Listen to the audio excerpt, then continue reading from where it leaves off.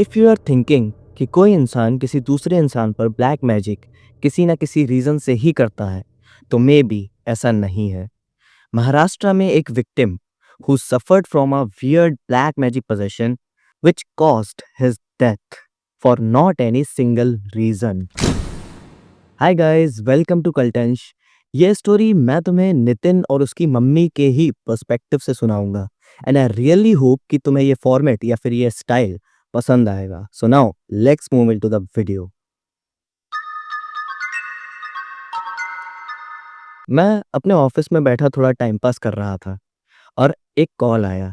मैंने phone check किया तो आशीष कॉल कर रहा था। I picked up the call. हाँ आशीष भाई, क्या कह रहे हो?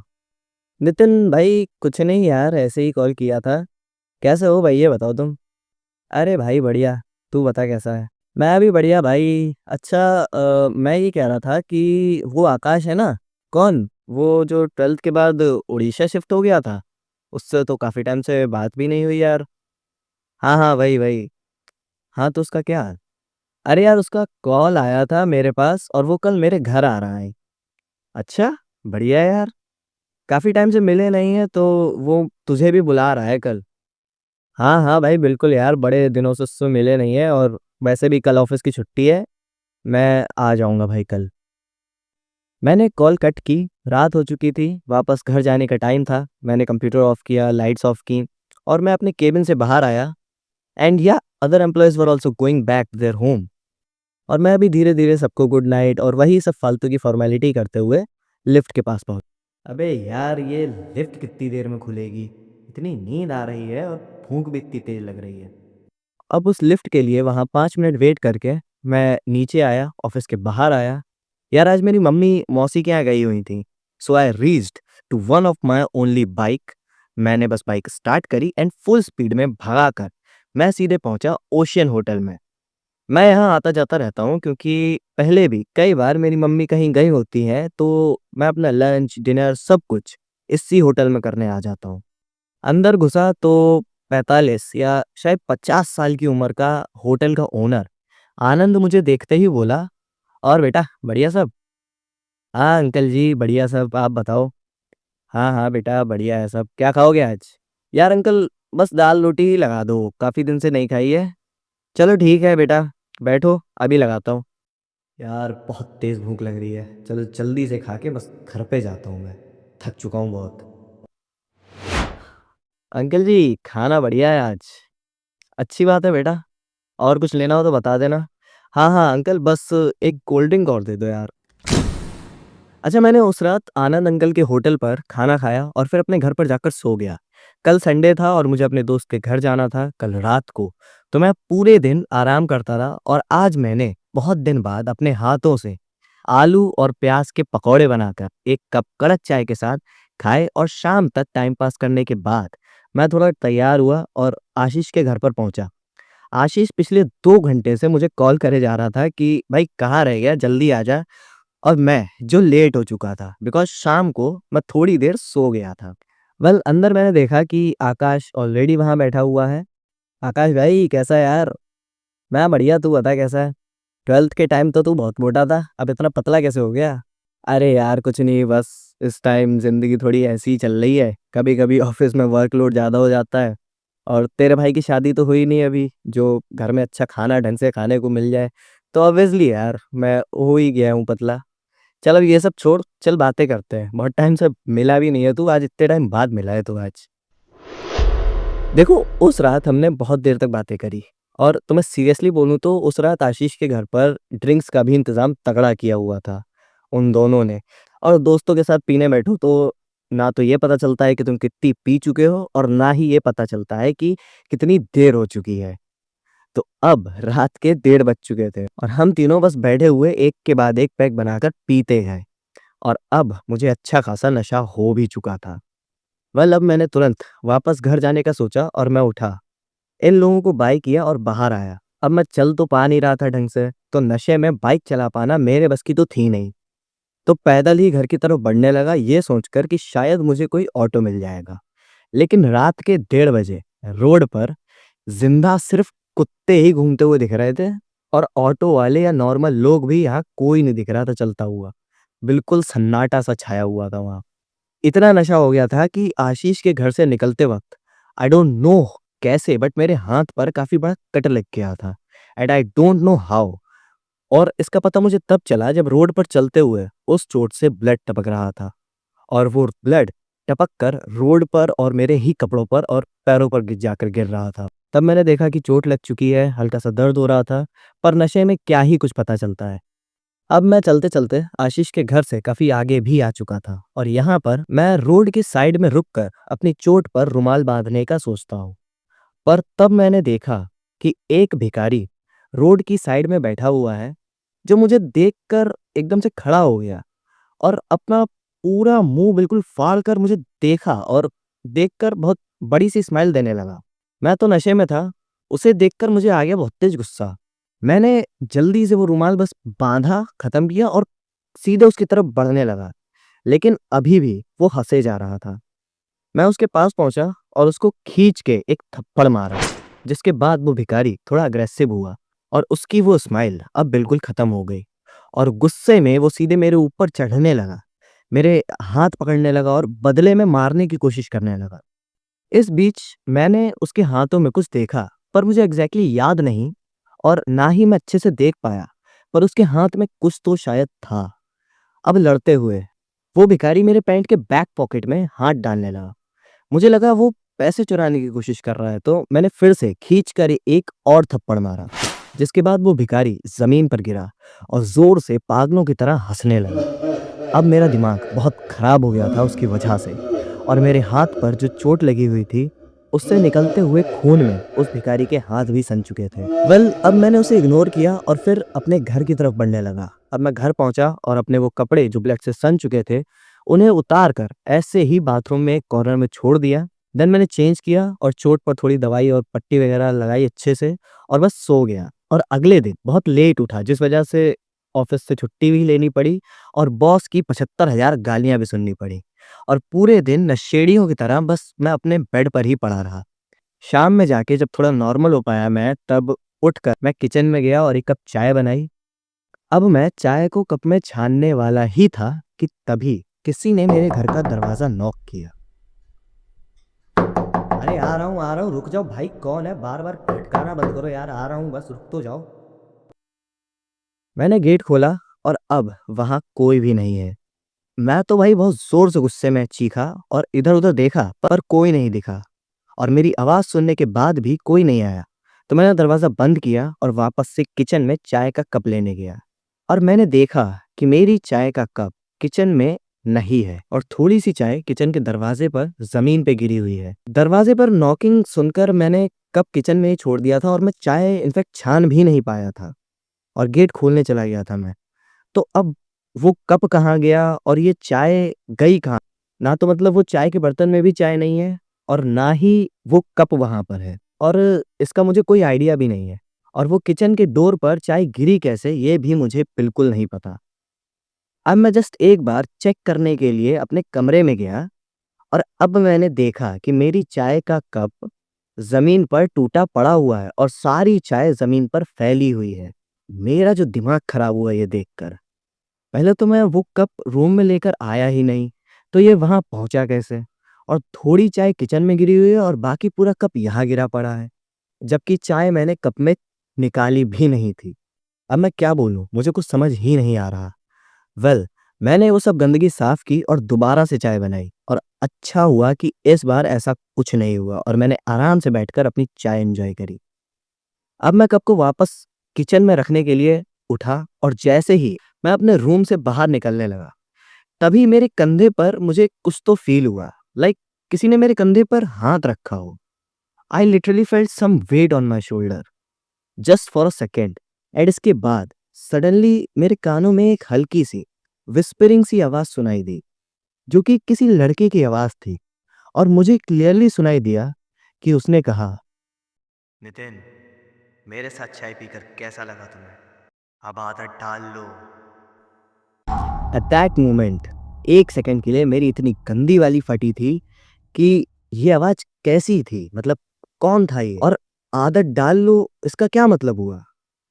वेल मैं धीरे से पीछे मुड़ा और अच्छे से देखा, पर वहाँ कोई भी नहीं था। पर पता नहीं क्यों, अब अंदर से एक बहुत ही अजीब-सी फीलिंग आने लगी थी मुझे। मैं कितना भी सोच लूँ कि कुछ नहीं है, सब ठीक है, मैं अपने आप को शांत करने की पूरी कोशिश कर रहा था, बट स्टिल मेरी हार्ट बीट बहुत तेज़ हो चुकी थी और बिल्कुल भी कंट्रोल नहीं हो पा रही थी। वेल मैं कप रखने किचन में गया और वापस आते टाइम मैंने घर को थोड़ा चेक भी किया कि सब कुछ लॉक्ड है कि नहीं और घर में कोई घुस तो नहीं आया। आफ्टर चेकिंग मैं अपने रूम में वापस आया और बस एकदम शांति से चुपचाप अपने बेड पर जाके बैठ गया। वेल इस टाइम पता नहीं क्यों पर मुझे ऐसा फील हो रहा था कि जैसे मेरे आसपास कोई है और वो मेरे ऊपर से अपनी नज़रें बिल्कुल हटा ही नहीं रहा है। पर वो कौन है, कहाँ है, आई डोंट नो एनीथिंग। शायद मैं उस दिन कुछ ज़्यादा ही ओवरथिंक कर रहा था। इस वजह से ये सब हो रहा होगा मेरे साथ। तो मैंने रिलैक्स होने के लिए टीवी ऑन की और चैनल्स चेंज कर के देखने लगा कि कुछ बढ़िया सा आ रहा हो तो मैं उसे देखकर अपना मूड रिफ्रेश कर सकूँ। और इतने में मेरी मम्मी का कॉल आया और उन्होंने कहा कि वो कल शाम तक घर वापस आ जाएँगी।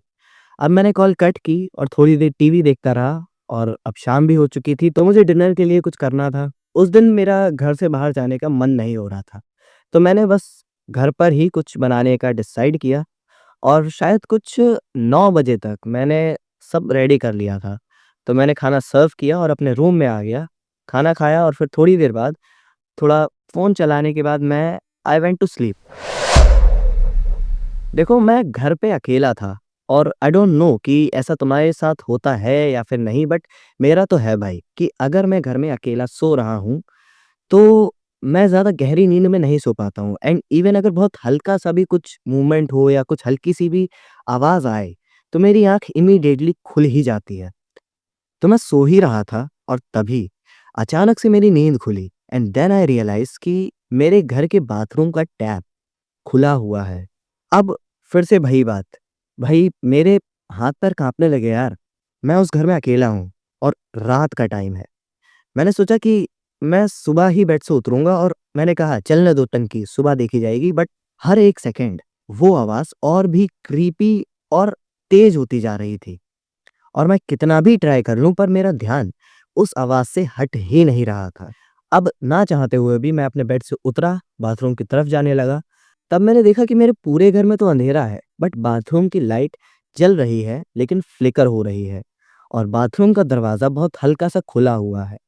मेरे मन में तुरंत हनुमान चालीसा चलने लगा और थोड़ी सेफ्टी के लिए मैं सबसे पहले चुपचाप से किचन में जाके एक चाकू उठा लाया और फिर मैं सीधे बाथरूम के दरवाजे पर पहुंचा और जो हल्का सा दरवाज़ा खुला हुआ था, उससे मैंने अंदर झाँकने की कोशिश की, लेकिन अंदर देखकर मेरे तो रोंगटे ही खड़े हो गए।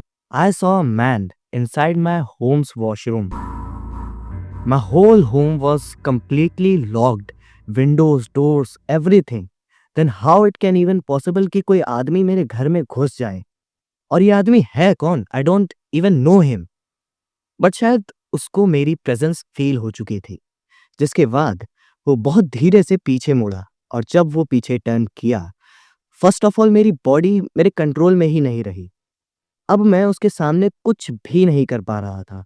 आई want to scream but I am literally out of my own control and can't even able to move my body consciously. और जब वो आदमी पीछे घूमा, तब मुझे उसका फेस दिखा और तब मैंने देखा कि there is literally nothing on that man's face.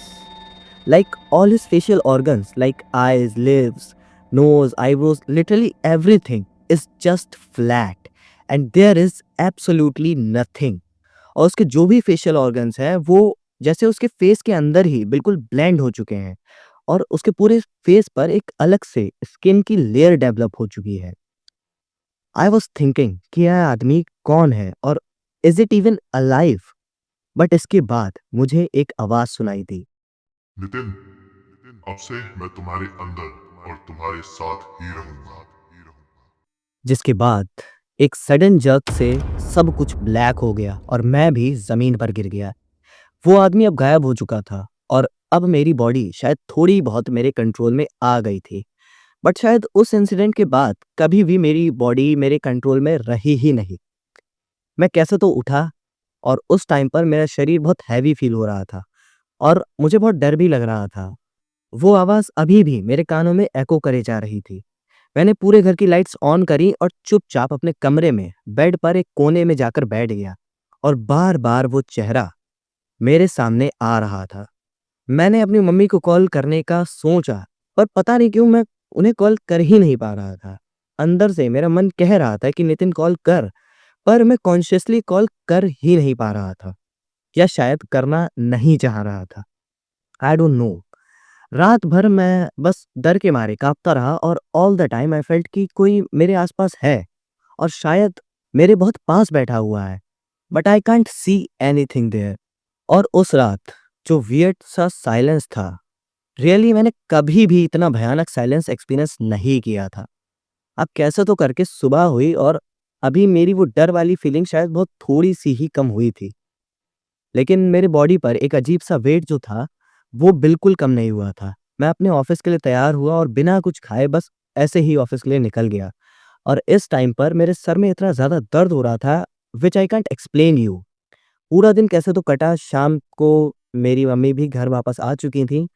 उनके पास भी एक एक्स्ट्रा चाबी थी घर की, तो वो घर पहुँच चुकी थीं और उन्होंने मुझे कॉल करके बता भी दिया था। उस पूरे दिन मुझे बार-बार वो अजीब-सा इंसान और उसका चेहरा याद आ रहा था और उसकी वो आवाज़ भी मेरे कानों में बार-बार कैसे भी सुनाई दे जा रही थी। अब मैं रात को घर पहुँचा, मेरी मम्मी किचन में कुछ कर रही थीं। मैं गया और मेरे हाथों में जो पट्टी बंधी हुई थी, मेरी मम्मी ने वो देखते ही सबसे पहले पूछा कि, "ये चोट कैसे और कब लगी तुझे?" अब यार मैं ये तो कहूँगा नहीं कि मैं दोस्तों के साथ ड्रिंक करने गया था और वहाँ पता नहीं कैसे लग गई। तो मैंने झूठ बोल दिया था कि ऑफ़िस के बाहर निकलते वक़्त ये स्क्रैच सा लग गया था। तो अब वो कन्वर्सेशन ओवर हुई, मम्मी ने डिनर लगाया और हम दोनों ने खाया। अब उस रात वाले इंसिडेंट की वजह से मेरा मूड बहुत ख़राब था और मुझे बहुत डर लग रहा था, तो मेरी मम्मी समझ गईं कि कुछ तो टेंशन ज़रूर है।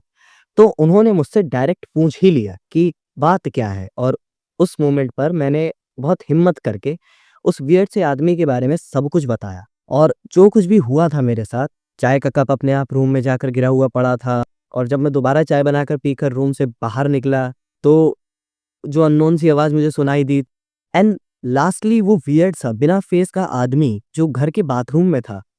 मैंने वो सब कुछ बताया एंड ऑब्वियसली अब वो भी बहुत टेंशन में आ चुकी थी और अब ना तो मुझे नींद आ रही थी और ना ही उन्हें। और अब मेरी मम्मी ने थोड़ा माला जपना शुरू कर दिया मन को शांत करने के लिए और मैं भी बस उनके पास बस बैठा हुआ था और इस मोमेंट पर मुझे अंदर से एक फीलिंग आ रही थी कि कुछ तो ज़रूर बहुत बुरा होने वाला है। जिस वजह से मैंने मम्मी को जो झूठ बोला था कि चोट के बारे में, वो सब मैंने सच बता दिया और उस रात भिखारी से लड़ाई हुई थी, वो भी मैंने बता दिया। हर एक बात, हर एक डिटेल के साथ। तो उन्होंने मुझे बहुत डाँटा कि दोस्तों के साथ शराब पीने क्यों गया और उन्होंने मेरे मुँह पर एक थप्पड़ भी मारा, पर मुझे उसका बिल्कुल भी बुरा नहीं लगा। अब थोड़ी देर में मैं तो सो गया था। इसके बाद अब जो कुछ भी नितिन के साथ हुआ है, उस सब कुछ अब तुम्हें उसकी मम्मी के पर्सपेक्टिव से समझना होगा। Because after this moment, he loose all control on himself and he can't remember any single thing happened after this. उस पूरी रात मैं बस जागती रही और सोचती रही कि नितिन के साथ ये सब हो क्या रहा था। लेकिन मैं ये नहीं जानती थी कि अभी तक जो कुछ भी हुआ था, वो तो बस शुरुआत थी और अब जो होने वाला था, वो इससे भी कहीं गुना ज़्यादा बुरा था। सुबह हुई और मैं 1 सेकंड के लिए भी सो नहीं पाई थी। पर मैंने सुबह होते ही घर की साफ-सफाई की और नितिन को बस सोने दिया। पर उसके ऑफ़िस का टाइम होने से पहले नाश्ता तैयार करके फिर उसे जगाने गई। मैंने उसे आवाज़ लगाई पर वो नहीं उठा। मैंने उसे हिलाया और थोड़ी और तेज़ आवाज़ में चिल्लाकर उसे जगाने की कोशिश करी, पर तब नितिन अचानक से बहुत ज़ोर से काँपने लगा और उसकी आँखें बंद थीं। ये देखकर मैं बहुत हड़बड़ा गई और चिल्लाने लगी कि नितिन बेटा क्या हुआ? कहाँ क्यों ना हो? आंखें खोलो बेटा, उठ उठ बेटा उठ। जिसके बाद जब नितिन ने अपनी आँखें खोलीं, तब मैंने देखा कि उसकी आँखें एकदम ब्लैक हो चुकी हैं। पूरी की पूरी आँखें एकदम डार्क काली हो चुकी हैं। उसका मुँह खुला हुआ और वो कुछ बोलना चाह रहा है पर वो कुछ भी नहीं कह पा रहा था। कुछ बड़बड़ा रहा है जो समझ नहीं आ रहा था। लेकिन थोड़ी देर बाद नितिन के मुँह से आवाज़ निकली और तब उसने कहा, "मम्मी वो आदमी उसका चेहरा नहीं है, वो मेरे अंदर घुस चुका है।" मम्मी वो मुझे मार डालेगा, वो मुझे अपने साथ ले जाना चाहता है। मम्मी बचा लो प्लीज़। मैं उसको समझा रही थी कि बेटा शांत हो जा, कोई कोई नहीं है यहाँ मैं हूँ और तू तू शांत हो जा, कोई नहीं मारेगा तुझे। पर नितिन शांत ही नहीं हो रहा था। इसके बाद नितिन एक झटके से अपनी शर्ट को फाड़ देता है और जिसके बाद मैंने उसकी पीठ पर एक अजीब-सा निशान देखा। पीठ पर बीचों-बीच एकदम काला-सा गोल निशान पड़ा हुआ था और अब नितिन बेड पर लेटकर बहुत अजीब तरह से टेढ़ा-मेढ़ा हो रहा था और उसके अंदर से अजीब-सी ही आवाज़ें आ रही थीं। वो फिर से कुछ नहीं कह पा रहा था। मैंने तुरंत फ़ोन उठाया और अपने भैया को कॉल करी। थोड़ी देर में वो जल्दी से मेरे घर आए और उन्होंने नितिन की हालत देखी, तो वो भी बिल्कुल सदमे में आ गए थे। उन्होंने नितिन को तुरंत हॉस्पिटल में एडमिट करवाया और हॉस्पिटल में भी नितिन बस अपने बेड पर अपना शरीर ज़ोर-ज़ोर से हिलाए जा रहा था। डॉक्टर ने ऑक्सीजन लगाई थी, उसको नींद के इंजेक्शन लगाए, पर उसकी हालत बस बिगड़ती ही जा रही थी। अब इस समय उसका चेहरा बिल्कुल बदल-सा गया था, जैसे वो नितिन है ही नहीं और वो कोई और ही है जो हॉस्पिटल के उस बेड पर एक ज़िंदा लाश की तरह पड़ा हुआ है। थोड़ी देर में मेरे घर वाले हॉस्पिटल आ गए, मेरे आँसू ही नहीं रुक रहे थे और सब पूछ रहे थे कि ये क्या हुआ है और कैसे हुआ है? पर मैं किसी को कुछ बता ही नहीं पा रही थी और मुझे खुद ही नहीं समझ आ रहा था कि ये सब हो क्या रहा है। रात तक डॉक्टर्स नितिन को ठीक करने की कोशिश करते रहे, पर नितिन बस कुछ ही देर के लिए शांत होता था और कुछ बोल पाता था। फिर से वो बिल्कुल पागलों सा हो जा रहा था और जितनी भी देर के लिए वो कुछ बोलता था, उतने टाइम में वो बस यही कहता था कि उसे कोई आदमी दिख रहा है, जिसके चेहरे पर कुछ नहीं है, वही आदमी जो उसे घर के बाथरूम में दिखा था। अगली सुबह तक उसके बहुत सारे टेस्ट करवाए गए जिनकी रिपोर्ट्स अगले दिन शाम को मिली और तब डॉक्टर्स ने बताया कि नितिन का शरीर अंदर से बिल्कुल सड़ चुका है। हर एक चीज़ किडनी, लीवर, आंतें सब की सब सड़ चुकी हैं और उनमें बहुत गहरे घाव हो चुके हैं। नितिन के दिमाग की नसें भी डैमेज हो चुकी थीं और अब तक थोड़ी देर के लिए ही सही पर नितिन कुछ बात कर पा रहा था, पर अब दोबारा नितिन से हमारी कभी बात नहीं हुई। डॉक्टर्स ने तुरंत ही नितिन को डिस्चार्ज करने के लिए कहा और कहा कि अब वो कुछ नहीं कर सकते हैं और नितिन का केस अब डॉक्टर्स के हाथों से बहुत दूर जा चुका है। मैंने बहुत कहा उनसे, अपने बेटे को ठीक करने की भीख मांगी पर डॉक्टर्स भी कुछ नहीं कर पाए और अब तक नितिन के मुंह से झाग निकलने लगा था। उसकी जीभ बाहर आ चुकी थी, उसका पूरा शरीर बिल्कुल ही काला पड़ चुका था। फिर मजबूरी में जब कोई उम्मीद ही नहीं बची तो नितिन को हॉस्पिटल से डिस्चार्ज करवा के घर पर ही लाना पड़ा और अगले कुछ ही घंटों में नितिन ने दम तोड़ दिया और उसकी सांसें हमेशा के लिए बंद हो गईं। नितिन ने मुझे बताया था कि जिस रात नितिन ने अपने दोस्तों के साथ शराब पी थी, उस रात नितिन की एक भिखारी से लड़ाई भी हुई थी और उस टाइम उस भिखारी के हाथ नितिन की चोट का खून लग गया था और वो भिखारी नितिन की पैंट की जेब में हाथ डालकर पैसे चुराने की कोशिश कर रहा था। नितिन के गुजर जाने के कुछ दिनों बाद तक वो कपड़े वैसे के वैसे ही बाथरूम एक कोने में पड़े रहे। लेकिन जब मैंने कुछ समय बाद उन कपड़ों को देखा, तब मुझे दिखा कि नितिन की पैंट की जेब में 3 लोहे की कीलें और एक छोटी-सी लाल रंग की पोटली पड़ी हुई है और एक अजीब-सा काले रंग का कंचा भी पड़ा हुआ था। मैंने ये सब देखते ही उसे ऐसे का ऐसा ही सीधे किसी बाबा के पास जाकर दिखाया और नितिन के साथ हुई सारी घटनाओं के बारे में भी बताया। तब उन बाबा ने मुझे बताया कि नितिन के ऊपर एक तरीके का काला जादू किया गया था, जिसमें काला जादू करने वाला इंसान अपने शिकार की आत्मा को एक अजीब-सी आत्मा जिसका या तो हाथ-पैर नहीं होगा या फिर जैसे नितिन के साथ हुआ था कि उसे बिना चेहरे का आदमी दिखता था। तो ऐसी कोई अजीब-सी आत्मा को काला जादू करने वाला अपने शिकार की आत्मा के साथ जोड़ देता है, जिसके बाद वो अजीब आत्मा उस शिकार को अंदर ही अंदर खा लेती है और आखिर में ये काला जादू उस शिकार की मौत का कारण बन जाता है। जिस काले जादू को करने के लिए इंसान को सिर्फ़ शिकार के खून की कुछ बूँदें ही काफ़ी होती हैं और उसे अपने शिकार के लिए ये 3 कीलें और लाल कपड़ा जिसके अंदर सिंदूर डाला गया होता है, बस यही कुछ चीज़ें उस इंसान के पास कैसे भी रखनी होती हैं और बस उसका काम हो गया। मैंने उन बाबा से पूछा कि मेरे नितिन ने ऐसा क्या किया था जो उस भिखारी ने उसके साथ इतना बुरा किया? तब बाबा ने कहा कि काला जादू करने वालों को हमेशा किसी वजह की ज़रूरत नहीं होती, किसी को परेशान करने के लिए। अब मुझे समझ आ चुका था कि नितिन को जो आदमी दिख रहा था और उसके शरीर के अंदर सारी चीज़ें कैसे बिल्कुल खराब हो चुकी थी, वो सब कुछ इसी वजह से हुआ था। गाइस, ये थी महाराष्ट्र के एक ऐसे ब्लैक मैजिक की स्टोरी जिसके बाद एक अच्छी खासी जिंदगी मौत में बदल गई। ये वीडियो तुम्हें कैसा लगा? Let me know in the comments and thanks a lot for watching this video.